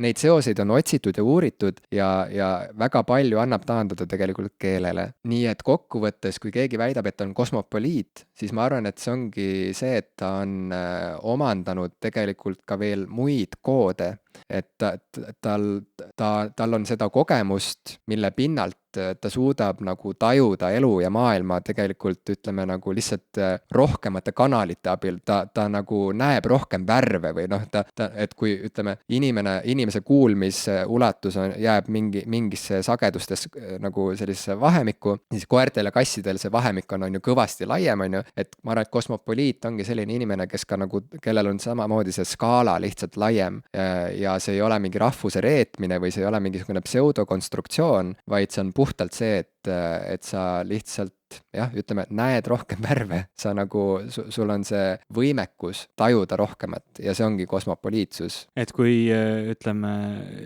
noh, sellest meie tänasest jutust nagu üleüldiselt on selge, et tegelikult rahvust ei määra geenid, vaid meemid, eks ole, kultuuriliselt päranduv informatsioon ja noh, ütleme info, mitte pärilik info. Oi, see läks nüüd väga keeruliseks. Ühesõnaga, ma ei hakka täpsemalt lahti seletama hetkel, mis on meemid ja mis on geenid, jätame selle mõneks teiseks korraks, aga et kosmopoliidid on siis seda kultuure omastanud rohkematest kohtadest ja neid õppinud kuidagi enda omaks pidama ja on selles suhtes nagu võib-olla laiema haardega ja olekuga. Või et see on neile lihtsam või kui tuua siia jälle tagasi see juba kasutatud perekonna paralleel, siis ma arvan, et inimene, kes peab ennast kosmopoliidiks, ongi olukorras, kus tal on väga palju kasuõdesid ja vendi ja kelle vanemad on mitu korda abiellunud ja lahutanud ja nii edasi ja suguvõsa on ülisuur, kui toimub suguvõsa kokkutulek, siis see ongi rahvaste paabel ja seal, kui sa oled avatud südamega ja sa ei vihka oma ligimest, on ju, siis sa nagu, ma arvan, et kosmopoliit näeb rohkem kui keegi teine seda, kui erinev ja mitmepalgeline on maailm ja samas kui lihtsasti taandatav see tegelikult on ikkagi mingisugusele põhiolemusele või mingile põhivajadusele, mis ühendab nagu kõiki inimesi. See perekonna metafoor paisub ja paisub. See paisub ja paisub ja paisub ja lõppu ei ole näha. Mina olen tegelikult kokku sattunud üsna mitmete selliste inimestega, kes ise ennast defineerivad või elavad sellist kosmopoliitset elu tippteadlaste seas või noh, teadus on globaalne tegevus. Teaduses on ka, ütleme, keel, tihtilugu on inglise keel, et sul on nagu, noh, sa võib-olla elad mingis keskkonnas, kus on näiteks oma emakeel või sul on mingi teistsugune keel, mis mis on selles keskkonnas ja siis, kui sa teadust teed, siis on sul see teaduskeel, sul on inglise keel, vähemalt tänapäeval, kunagi oli võib-olla ladina keel ja eks neid keeli on teisigi olnud, aga tänapäeval see ongi justkui sa läheksid nagu teise keelekeskkonda ja seetõttu võib-olla seal on selline kosmopoliitsus, ütleme selle keeleteooria järgi lihtsam tekkima, sest see ongi, need inimesed lihtsalt liiguvadki pidevalt ühest riigist teise, töötavad ühes kohas, teises kohas, konsulteerivad siin-seal, nendel on tutvusi, töösuhteid, mida iganes nagu kõikjal ja nad pidevalt liiguvad ringi, et ühest küljest ääretult väsitav, teisest küljest kindlasti ütleme mingitel tööpostidel või mingitel eneseväljendusviisidel ainuvõimalik üldse midagi teha. Mul oli üks väga huvitav professor, kellega ma mitu korda kohtusin, kes on selline, et ta on muidu pärit Hiinast aga ta on nagu igal pool mujal kui Hiinas, aga alati ta siis pühapäeviti läheb tagasi Hiina koju, et oma naisega kirikusse minna. Et ta ise nagu kirikus ei käiks, aga see on nagu see, mida ta siis alati oma naisega pühapäeviti teeb, et see oli siuke väga, väga huvitav lugu. Aga neid inimesi, kes niimoodi reisivad ja kes elavad seda maailmakodaniku elu, ma olen näinud nagu nii väga entusiastlikke selles osas, kui ka neid, kes seda võtavadki ääretult väsitavana või ütleme, mul on öeldud ka seda, et seal on nagu väga palju plusse, aga samas sa ka pead ohverdama. Muidugi, see kohanemine ei ole mingisugune naljaasi, et kindlasti see ei ole siuke mingi mõnus, mis mäng see on, kus sa hüppad ühest ruudust teise. Keks. Jah, et see ei ole nagu keksumäng, et täna siin, homme seal ja nagu mingeid komplikatsioone pole, et muidugi sa pead igal pool kohanema ja see on väsitav ja kuule, kui isegi minu jaoks vahel Haapsalust Tallinnasse sõitmine on väsitav, ja ma tunnen, et ma tahaks nagu olla paigal ühes kohas. Reisimine ongi väsitav. Et siis reisimine ongi väsitav, et siis millest siin rääkida, kui sa mängid keksu maailmakaardi peal, aga ikkagi jah, et see kosmopoliitne inimene on mõnes mõttes rikkam kui teised, et ta lihtsalt on võimeline tajuma rohkem või ta nagu näeb maailma erinevamate tahkude alt. Ja lihtne näide on see, et näiteks öeldakse, et inuitidel on 50 erinevat sõna lumele, kirjeldamaks lund. Samas kui, ja Kate Bush on samanimelise albumi välja andnud 50 Words for Snow, mis on hea album, mulle väga meeldib. Aga valesti edasi kantud meem. On või? Eskimutel ei ole 50. No ma ütlesingi, et räägitakse, aga kus sa tead, et ei ole? Kas sa oled näinud teaduslikku uuringut, kus tõestatakse, et neid on filoloogid sellest teemast hästi tihti armastavad rääkida, see on nende see valesti mõistetud aspekt nende teaduse juures. Okei, aga see on see liitsõnade teema, et sa võid öelda nagu, ma ei tea, külm lumi ja kui sa need kokku paned, on üks sõna ja pehme lumi on üks sõna ja valge lumi ja kollane aga lumi. Aga siiski, seal on mingisugune valik erinevaid lumesid, on ju. Samas kui eesti keeles sa saad öelda lumi, sa saad öelda lörts ja siis sa saad lumehelbeid kirjeldada, et sa saad lobjakas öelda ka valge lumi ja määrdunud lumi ja terav lumi ja mida iganes, neid on palju. Kollane lumi. Okei, lase põhja see näide. Tead, sul on täna väga head metafoorid, alati ei pea ju õnneks minema. Jah, ma lihtsalt tahtsin öelda seda, et mõnes keeles sa saad öelda mingeid asju, mõnes teises keeles sa ei saa neid öelda, sest selles keeles see keel ei võimalda sulle seda. Ja nii ongi, et see ju väga otseselt mõjutab seda, mismoodi me saame maailmast rääkida, mismoodi me saame seda üldse nagu enda jaoks ka tõlgendada. Nii et kosmopoliit on see, kes on nagu mõnes mõttes nagu siuke, vaimu polüglott. Paneme selle saate osa kinni. Ma enam ei jaksa sellest rääkida. Me oleme eestlased ja eestlaseks me jääme. Ja sina, Ivo, oled peole oodatud. Ära tunne ennast nurka surutuna ja üljatuna. Sa oled oodatud sünnipäeva peole. Me keegi ei pea sind natsiks, kui sa tuled. Tore teada. Nii et tähistame toredat vabariigi aastapäeva. Meil on see veel ees, meie kuulajad on selle juba ära tähistanud, nii et ma loodan, et meil tuleb tore päev ja et kuulajatel oli tore päev. Ja ma ütleks veel lõpetuseks, et kui rahvuslusel ja lipuga vehkimisel on sinu jaoks nagu halb maik, siis alustuseks on ju väga hea tunne või suhtumine, mille pinnalt hakata pakkuma välja mingit paremat seletust või paremat narratiivi. Sest lõppkokkuvõttes see, kelle hääl kõige kõvemini kostab, selle hääl jääb peale ja kui toredad, empaatilised, avatud südame ja laia silmaringiga inimesed teevad oma suud lahti, mida viimasel ajal on üha rohkem juhtunud, siis võibki juhtuda see, et eestlase stereotüüp kokkuvõttes on midagi meeldivat. Et tüüpiline eestlane on keegi, kellega sa tahaksid sõbraks saada. Ma arvan, et ma võtan vabariigi aastapäeval ette globaalsete eestlaste podcasti ja õpin ehk mõne nipi, kuidas olla parem eestlane. Just, väga hea lõpetus. Globaalsed eestlased on ideaalne näide sellest, kuidas me seda eestluse ja üldse rahvuse narratiivi saame liigutada mingisuguses huvitavas, elevile ajavas, humoorikas, vaimukas, ägedas toonis. Ja mitmekülgses. Just.